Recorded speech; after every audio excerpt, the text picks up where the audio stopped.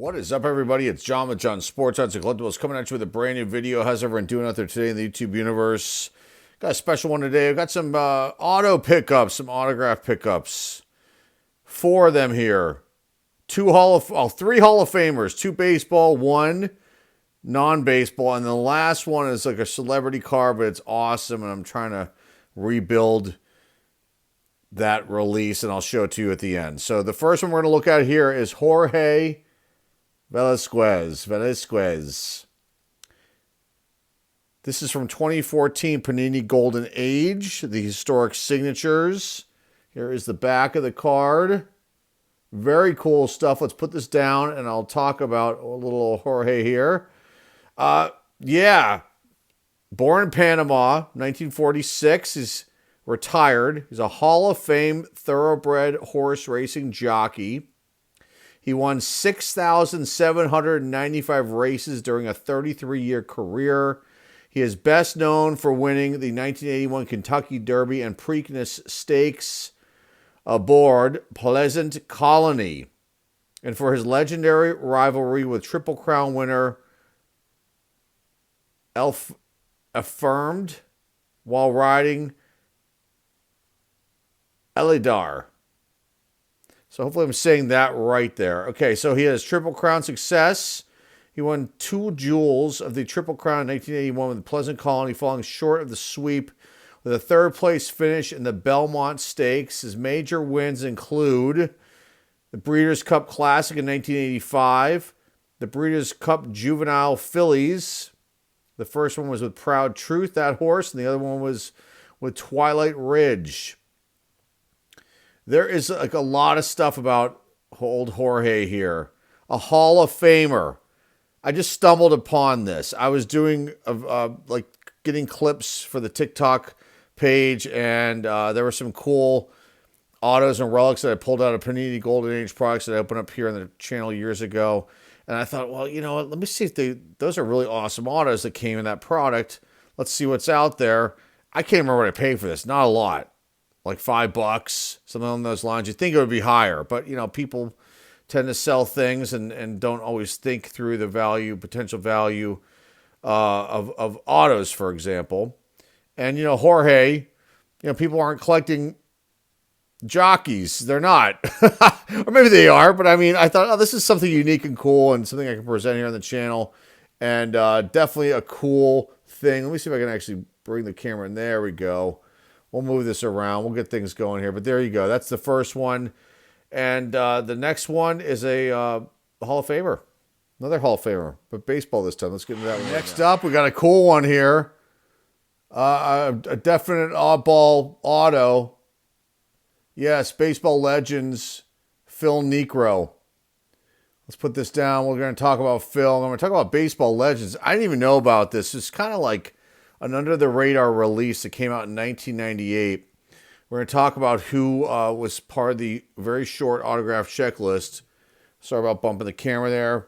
Let's get my information here. Let's talk about Phil real quick. We all know about Phil. Nuxie. Hall of Famer.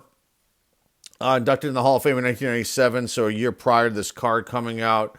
Obviously, knuckleballer, and he had a huge career, a long career. 318 wins. He's the only knuckleballer to reach 300 wins. Again, Hall of Fame, 1997. He pitched 5,404 innings. He's a Braves icon. He spent 20 of his 24 seasons with the Milwaukee and Atlanta Braves, where he is a franchise legend. We all know about Phil Niekro and his brother Joe. Joe had a really nice career too. Not a Hall of Famer, but a very nice career as well. But we're not here to talk about Joe. We're here to talk about Phil. That's my first Phil Niekro autograph, by the way. And I'm glad that I was able to pick this up. I didn't pay a lot for this one either. He won 5 Gold Gloves. He had a no-hitter in 1973 against the San Diego Padres. And his brother, also knuckleballer, hold the MLB record for the most combined wins by brothers, 539. We can take a real deep dive into Phil, but we'll move on from his legendary career. Just an unbelievable pitcher. He was sensational. And I don't know if I ever saw him pitch in person against the Pirates, but I definitely saw him pitch live on TV. And I was a big Braves fan in the early '80s when they were really god awful, and he was on the team then. So he was one of the shining stars. Now, this card, 1998, the Virginia Lottery put this out. This was like a special promotional. It says here the 1998 Virginia Lottery Baseball Legends Phil Niekro autograph. It's a collectible memorabilia item featuring the Hall of Fame pitcher, and these were originally released as part of a promotional series by the Virginia Lottery in the 1990s. But the list, there was only 4 Hall of Famers on the autograph list. Those are Willie McCovey, Phil Niekro, Duke Snider, who signed an awful lot, and Yogi Berra. I have to look and see if there's a Yogi Berra one floating around there. I'm sure it's expensive. But it was an autograph set. It was limited edition, promotional release. It could not be purchased directly. But it was instead distributed as prizes through a second chance drawing. So maybe you had to play the lottery and, you got a second chance thing if you didn't win the lottery and you sent it in, is my guess, and then they picked your name out of however hat or wherever they did it, and you got the old Phil Niekro auto, or the Willie McCovey, or the Duke Snider, or the Yogi Berra. This does have a kind of cheesy certificate of authenticity by the Virginia Lottery. This is kind of cool that it came with this as well. I'll probably get this authenticated at some point, just to have the JSA COA with it. But a nice piece, a nice addition to the collection, and a nice one. Hall of Famer Phil Niekro, nice signature, just a cool one. Just a random pickup, found it by mistake. You never know what you can find out there, and now it's part of the collection. Let's get into the next one. Very cool. The next one, this is awesome. Ray Dandridge. This is on the National Baseball Hall of Fame and Museum postcard. Signed it right up there. I need to get this authenticated, but it is a real one. Very awesome. This is my first ever Negro League ball player auto. I was looking around. I've been meaning to pick up some. Starting last year, I started thinking about it. And this one came across my computer, and it was so cheap, and I had to pull the trigger on it and pick it up. Now, Ray passed away in 1994, but I don't know how much he signed. I do see a lot of his autos out there, so he might have signed a lot. But regardless, it's a Hall of Famer. Never played in the major leagues. It's unfortunate. And he was sensational. Let's talk about him real quick. Again, he played in the Negro Leagues and minor leagues, but never played in Major League Baseball due to the racial gentleman's agreement and his advanced age by the time of integration. Then he was inducted in the Hall of Fame in 1987 by the committee. His nicknames were Hooks, Squat, and Danny. It's awesome. He was celebrated for his exceptional defensive range at the hot corner at third base and his ability to hit for a high average. Obviously, he had the defense under his belt. It says here, fellow Hall of Famer Monty Irvin called him the greatest defensive third baseman he ever saw, noting that Dandridge really committed more than 2 errors in a season. He was part of the $1 Million Infield in the late 1930s. He was a key member of the Newark Eagles' famed $1 Million Infield alongside stars like Willie Wells and Mule Suttles. I'm not sure if I'm saying that name right or wrong. And he played in the Mexican leagues, too. So the Veterans Committee voted him in. He was a 3-time Negro League All-Star, 1935, 1937, 1944. He was a league MVP, the American Association MVP in 1950 with the Minneapolis Millers. He had a career batting average of .355 in the Negro National League. Awesome, awesome stuff. Let me see if I can show you the back of this postcard. Now, this was made in 1987, too, as well. the year he was inducted in the Hall of Fame. So that is awesome. That I will get authenticated, and that one's going to stay in the collection. I might get it, I might get it slabbed up.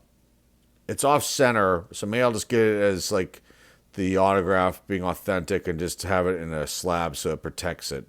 But that's just an awesome piece, and I've been looking at some other autos of his to pick up. And anything else I can tell you about this? This is the yellow bordered postcard.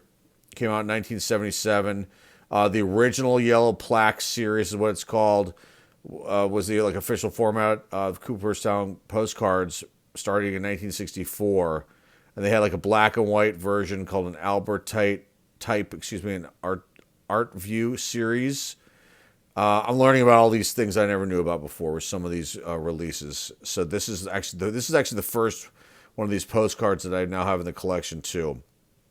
And you can go on eBay and see, there are a lot of Hall of Fame players that signed these, and I believe all Hall of Fame players that signed these.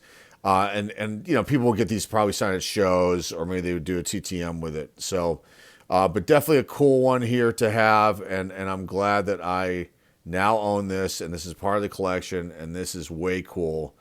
What's even way cooler than this, I mean, this is hard to top, but for me personally is the next card I'm going to show you, because it's a card that I sold like a big old dummy in one of the live auctions a few years ago, along with a few other ones that were part of this actual release.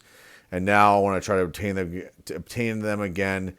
The other two, well, we'll get into it now. Let me get into the next card. Here's the last card of the video. I am so stoked that I was able to pick this up. I won this in an auction. I think it was like less than $5, which is unheard of, because these go for a little bit more than that. They usually average anywhere, I've seen as low as 10 based on the condition, all the way up to $20, $25 for this Aaron Blunt auto.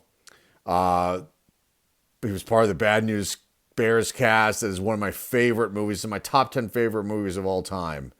I just love that movie. I must have seen this film at least 7 or 8 times. If it's on, I can watch it without a doubt. And every once in a while, I'll get in the mood to watch it, and I will put it on. It's a nice summer movie for me to watch. And I saw it in the movie theaters when it came out. And I just fell in love with it back in 1976. I was a 7-year-old kid, and, I was just starting to play a little bit of baseball here and there, and I just fell in love and gravitated towards that film. And also the kid actors in that movie, and it's just a really nice memory for me, and a nice connection that I have with this film. So I obtained this again recently, and I had this auto along with a few other ones, and I'll talk about those autos in a second, but I sold them in one of the live auctions. And I don't know, sometimes you do things and you regret it. And, so whoever bought them in the auction, they were happy to have them, but I regretted it about a month or two after that. I was like, I think maybe the movie was on, and I was like, oh my God, I should not have sold those. It was so dumb. And you do dumb things, and you live and you learn, and you don't do dumb things again, hopefully, like that. But let's talk about Aaron Blunt. So he played this character, Ahmad Abdul Rahim. He's actually one of my favorite characters in the film, too, on top of that. So this one's a little special for me. He was obviously a child actor. He was in the Bad News Bears trilogy. The film's the 76 Bad News Bears release. The Bad News Bears are breaking training in 1977, which I actually really like. And then the Bad News Bears go to Japan in 1978, which I watched with my sons last year, and they were like scratching their heads going, Dad, this is awful. I'm like, no, but it's so good. It's so good. And it's just, it's so bad, it's good. That's what I used to say years ago. Now, Aaron also was on a bunch of TV series as a young actor too as well. The Waltons, Happy Days, What's Happening? Love that show, What's Happening? And the Hill Street Blues series too as well. And he was in some films. He was in Car Wash, great movie. This one I don't know. A Hero Ain't Nothing But a Sandwich. I don't know that film. And he is the son of the late actor Augie Blunt. And then he is a DJ. He's a DJ, it says here. And his name is DJ Alcatraz. So I'm not going to dive into Aaron's career, but this was an awesome one to have. I'll put Wikipedia links down below to all of these notable individuals here in the description. But the other autos of this checklist, now this came out in 2013. Panini Golden Age released these autos in the Golden Age release, and there are 6. Now I have this one back now, and there are 3 others that are definitely obtainable without a doubt. 2 are going to be, pricey, but I'd love to own all 6. So the other ones are Gary Lee Cavagnaro. I think I'm saying his name right. He played Engelberg, the catcher. And then you have David Pollock, who played Rudy Stein. Love that character too. And then David Stambaugh played Toby Whitewood. And then the other 2 are biggies. You've got Tatum O'Neal. She played Amanda Wurlitzer. Love that character. She was a total sweetheart in that film. And then Jackie Earle Haley, who I think is a great actor, and he played Kelly Leak, and I love that character too. So maybe someday those 2 will end up in my collection someday. That's definitely, they are on the bucket list of cards that I'd love to have. But the other 3 are definitely doable without a problem. They're relatively inexpensive, 15, 20, maybe $25 a piece. And I can pick those up over time and get those back, and then have the 4 that I originally had. It's the other 2. We'll see. There are a couple Kelly Leak cards, the Jackie Earle Haley auto. There are 2 for sale, but they're around the $200 range, maybe a little higher. And Tatum O'Neal is a little bit cheaper. She's in the 125 to 150-ish, maybe a little higher than that range. So she's possible. They're both possible. I just when you're trying to be careful with stuff, you don't want to go blow money on something you don't necessarily need right now. But those will be 2 nice cards to get at some point. So that's pretty much it, guys. I'll end this video here. I'm glad that you guys checked this one out. 4 autos to present to you guys today. Just going a little bit different direction with the video on the channel today, and hopefully you enjoy this one, and I'll have more like this coming up soon. And that's all I've got. So if you're new and like what you see and hear here, please hit the subscribe button. Please comment down below. Please share this video with everybody out there in the card community. Please remember the eBay show link is down below in the description. And that is all I've got for you guys today. Till next time, folks, this is John with John Sports as a Collectible signing off, and I'll see everybody very, very soon. Take care.